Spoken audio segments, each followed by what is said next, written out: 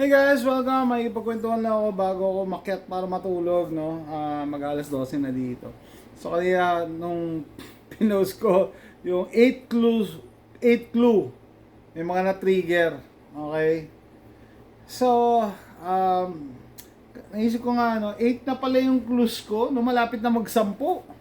Hindi pa rin nagigets doon sa mga haters yun, ha?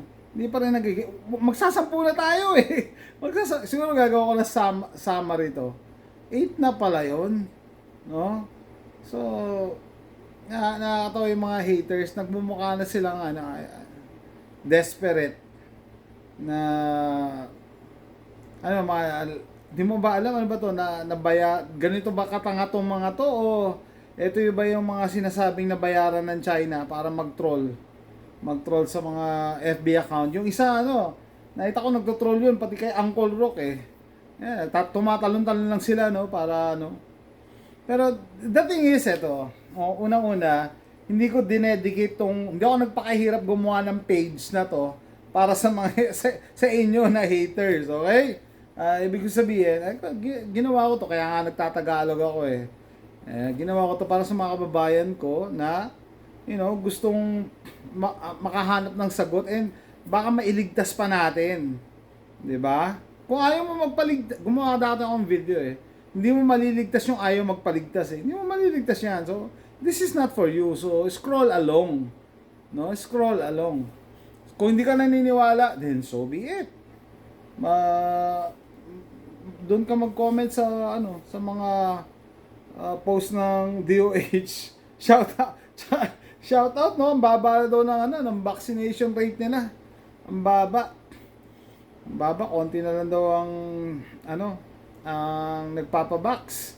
Umiiyak na yung mga doktor. No? Paano naman? Sabi ko nga, kami na naman may kasalanan yan. Paano naman? Kasi, ang hirap ng pagkatiwalaan eh. Ang hirap mong mahalin eh. Ang hirap magtiwala sa'yo, ang hirap mong mahalin.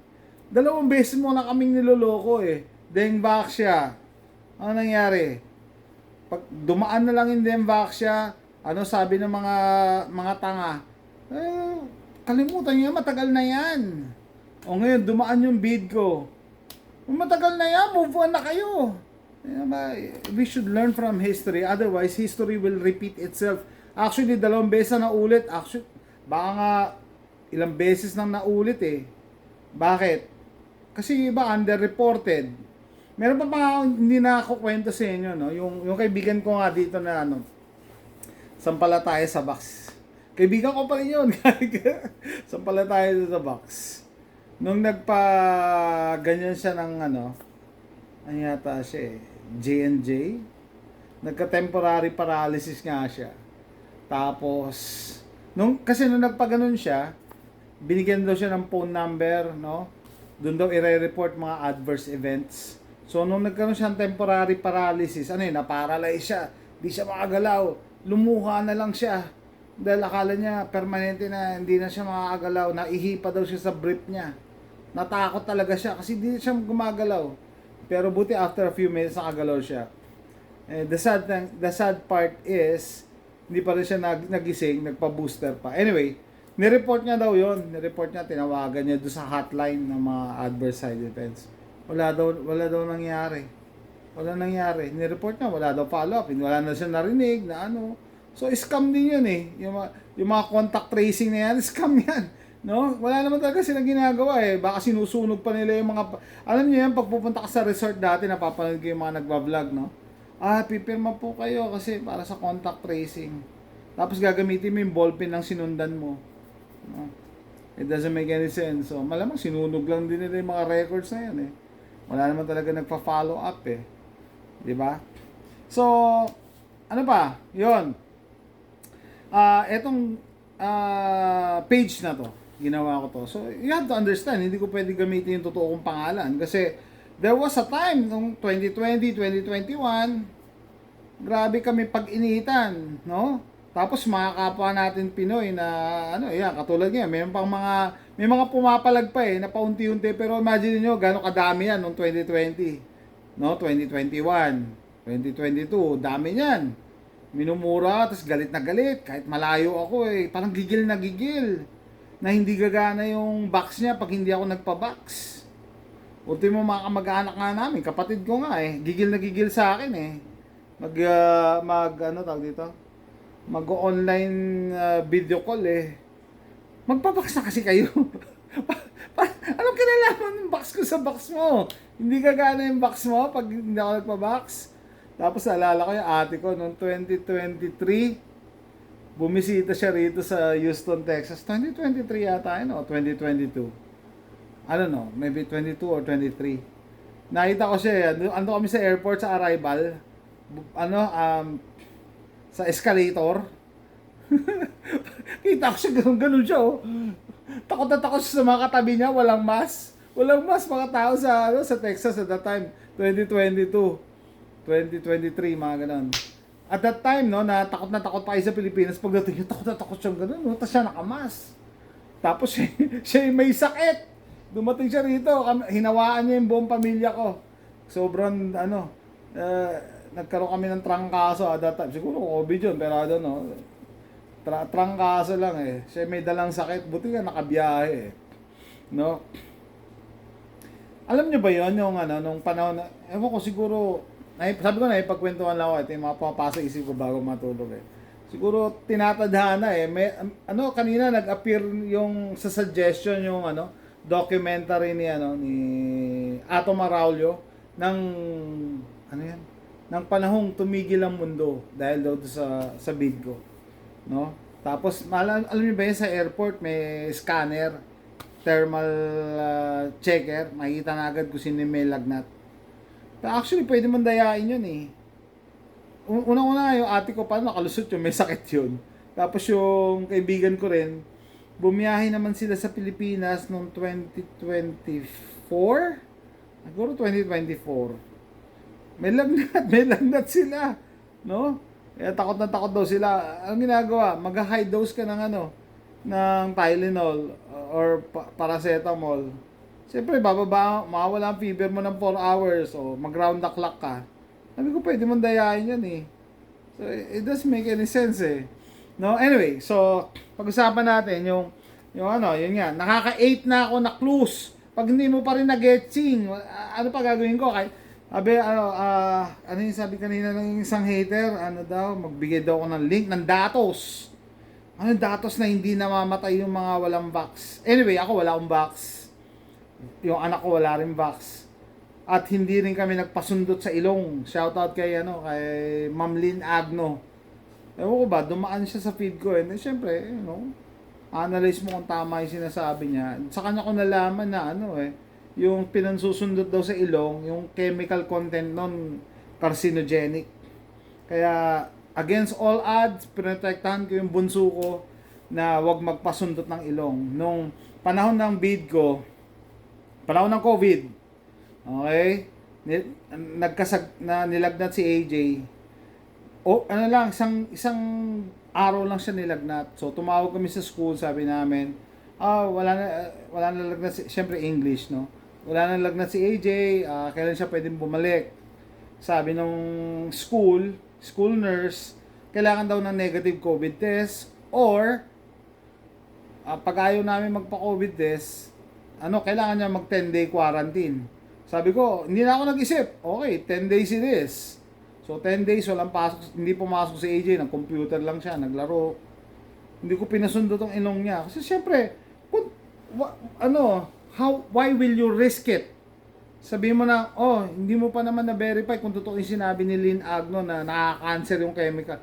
Why would you risk it to sa mahal mo, sa pinakamamahal mong bunsong anak? Paano kung totoo? Diba? Paano mo papahigop yung sinaksak nilang chemical na kaloob-looban? Diba? Hindi mo na mapapahigop yan. So, you cannot risk it kung mahal mo sa buhay, hindi ka pwede mag-risk. So, okay, 10 days. 10 days, hindi siya pumasok. So, I'm very proud. Kaya sabi ko, nung lumabas nga yung katotohanan niya, imbestiga na si Fauci, medyo na-touch din ako kasi yung pagiging ama ko, I did the right thing. Tama yung sinugalan ko. Na kahit nga hindi mo alam yung susugalan mo, dapat palagi isipin mo yung ano ba yung mangyayari sa anak ko pag mali ako, 'di ba? Or pag tama ako, ito naman ang mangyayari. Yung risk kasi, sabi ko, baka may totoo magka-cancer yan. Hindi mo na mababawi. Hindi pwedeng laban na bawi ang cancer. Nakakatakot. Isa sa mga depressing na way to leave this world, yung mamatay ka sa cancer. Kasi pahirapan ka pa niyan eh. Pahirapan ka pa. Hindi ka tulad yung nasagasaan, patay agad. Nabarel, patay agad. Yung mamatay ka sa cancer, pahirapan ka pa, tapos pahirapan din yung pamilya niyo sa gastos. Sa dami ng gagastosin niyo. 'Di ba? You don't wanna go there na ganun. No, so ayun, 8 plus na, hindi mo pa rin magets. Hindi talaga para sa iyo 'to. Hindi para sa iyo yung mga pinagsasabi ko dito. Actually, misis ko nga pinagbabawalan na ako. Sabi, ba't mo pa ginagawa yan? High blood ka lang dyan, dami nang aaway sa'yo. Totoo yun, no? Recently, nagulat ako, nag-blow up yung yung reach. Marami na nanonood sa akin, marami nagsishare, marami nagko-comment. Ang nangyari, dumami din yung haters ko, pati yung mga Amerikano. Mga Amerikano, minumura na ako in English. No? Minumura na rin ako, kaya miss ko na, gusto na rin akong patigilin. Biniro ko na lang siya, sabi ko sa miss ko, siguro I'm destined to do this. Pabiro, tawa-tawa na lang ako. No? Kasi dati, nung 2020, nanonood lang din ako sa mga truthers pero sabi ko, kaya kong gawin yan And then, may mas mabibigay akong input kasi nasa medical profession ako Kahit hindi na ako nagpa-practice ngayon, I will always be a nurse. Diba? Nurse ako, tapos yung misis ko, nurse din. Actually, mas mataas na nga siya sa nurse Nurse practitioner na siya Hindi alam sa Pilipinas yun pero walang nurse practitioner sa Pilipinas Ang nurse practitioner kasi dito, parang doktor na din. Nag-a-assess na, bibigay ng orders, nagre-reseta. No? So, parang doktor na rin siya. No? So, kahit pa paano, may ma-share ako. Kaya isang araw may nag-comment, kung ano daw pinagsasabi ko, puro, ano yung mga terms na masakit. Sabi ko, okay. Diba? It's up to you kung hindi kayo maniniwala. Hindi ko naman kayo pinipilit, hindi naman ako katulad ng DOH Hindi ko kayo pinipilit. Walang pilitan dito. No? Ang gusto ko matulungan yung mga kababayan natin, ay naghahanap ng kasagutan. Naghahanap ng kasagutan. I know from the start, meron kayong gut feeling na may mali dito May mali, obvious. Ang daming mga obvious na signs. Unang-una dyan, mga taong grasa, hindi tumutumba. Hindi nag-alcohol, tas alcohol kayo ng alcohol. Pero taong grasa, hindi nag-alcohol. Hindi kumakain ng tama, hindi natutulog sa oras. Natutulog, naka-expose sa araw, sa ulan. Pero hindi tumutumba. May deadly virus na kumakalat. Kaya pinapanood ko, balikan niyo yung mga documentary nung panahon ng VidCo. Mapapailing talaga kayo. Kasi yung fear factor, no? Siguro, gagawa rin ako ng separate na video dyan, no? Nagtataka, una kasi na-disappoint ako sa mga kasama natin dyan na mga nasa medical field, lalo-lalo yung mga nurses at doctors. How did you get along sa lies, sa mga panluloko na ginawa nila in the past? Hindi nyo ba na-gets? Na, yung mga clues? Hindi nyo nakita yung mga gets, hindi nyo na-gets yung mga yan. Ay, naku, may pasayaw-sayaw pa kayo. Tapos, yung kanina may doktora, binisita niya anak niya, hag, malayo. Ha?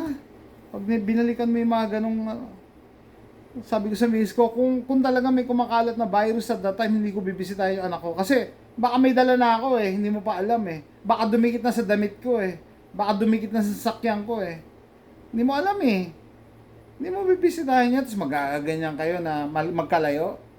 Parang, yung part ng brainwashing. Anyway, so, yun lang yung mga pumapasok sa isip ko, no? Salamat sa mga sumusuporta at mga nagigising. Hindi natin magigising lahat kasi yung iba, siguro yung sa brainwashing involved.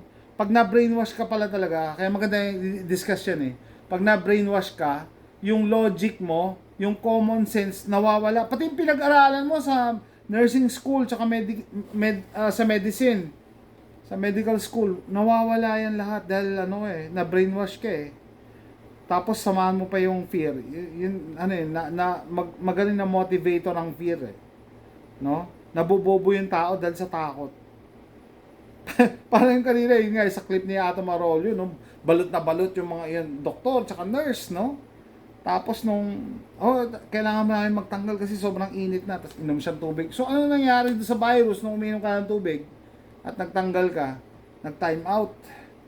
Ay, nako. So, anyway, mahaba na to. Salamat sa mga sumusuporta sa atin, no? And then sa mga hindi, okay. Meron isa binla ko na eh, pero ito isa pinapabaya ko pala, sige. Minsan ano pa eh, kaya ko pang patulan, pero pag wala ako sa mood, di ba, block na lang natin. Pero ito nung tinignan ko yung profile, 24 lang ang friends. Ito si Cap na. 24 lang ang friends, nakalock pa yung profile. Ay, nako. I'm sorry kung hindi para sa itong mga vlogs ko, no, mga sinishare ko. It's up to you. Ang tanong ko sa iyo ganito, kung hindi ka naniniwala sa akin, kailan ka huli nagpa-booster? Dapat nagpapa-booster ka pa ngayon, 'di ba? O dun sa mga hindi naniniwala sa akin, sa amin, sa mga kapwa ko na truthers, siguro, sama na siguro ako sa truthers, no? Dapat nagpapa-booster ka pa. Kailan ka huli nagpa-booster? If I know, tumigil ka na rin magpa-booster. Kasi kita mo yung mga tao, naglalakad na lang walang mask, na hindi na nagpapa-boost. Tumigil ka na. Pero in yet, ngaw-ngaw ka pa rin dito, no? Kumukontra ka pa rin. Deep inside, alam mo na eh. Siguro, pride na lang yan eh. Ayaw mo aminin na mali ka eh. Kasi nga naman, nakakatakot pag mali ka. Pag mali ka, ibig sabihin, totoo na meron kang spike protein sa katawan na nagkukos ng blood clots, turbo cancer, myocarditis, pericarditis. Minsan nga natutokso ako kanina, sabi ko, kaya yayain ko itong mag-live? Kung talaga, sige, educate me, sabihin mo, explain mo sa akin paano mali ako, at i-explain ko rin sa'yo kung bakit kailangan mo nang kumuha ng St. Peter Memorial Plan. Bye-bye!